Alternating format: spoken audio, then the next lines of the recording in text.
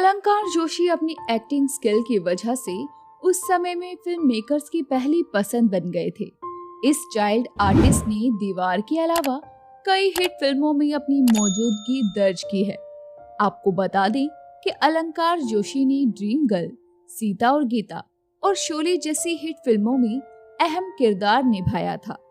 लेकिन बहुत पहले ही अलंकार जोशी ने एक्टिंग को छोड़कर आईटी सेक्टर में अपना करियर बनाने का सोचा। लेकिन अचानक ही हिंदी सिनेमा को छोड़कर ये गायब हो गए। तो चलिए जानते हैं कि आज ये एक्टर कहाँ हैं और किस हाल में हैं। अलंकार जोशी ने बतौर चाइल्ड आर्टिस्ट एक नहीं बल्कि कई फिल्मों में काम किया और एक समय ऐसा भी आया जब 70 के दशक में उन्होंने बाल कलाकार के रूप में खूब काम किया। अमिताभ बच्चन की दीवार के अलावा अलंकार जोशी पर्दे पर हेमा मालिनी के बेटी का किरदार निभा चुके हैं। उन्होंने फिल्म शोले से लेकर सीता और गीता, धड़कन और ड्रीम गर्ल जैसी फिल्मों में काम किया है।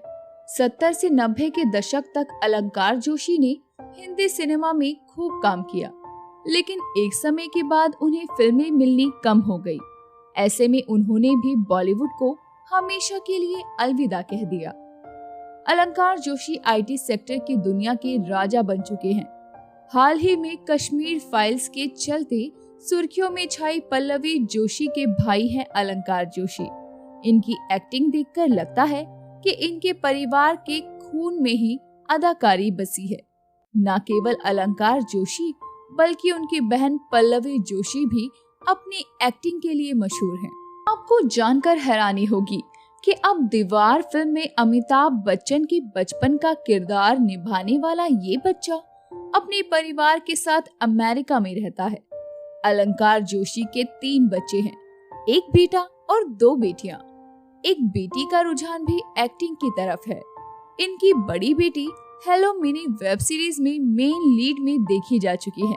इनकी बेटी अनुजा जोशी ने अपनी एक्टिंग से कई लोगों को अपना फैन भी बनाया। ऐसे कई एक्टर एक्ट्रेसेस अचानक लाइमलाइट से गायब हो जाते हैं और अपनी एक अलग दुनिया शुरू कर देते हैं।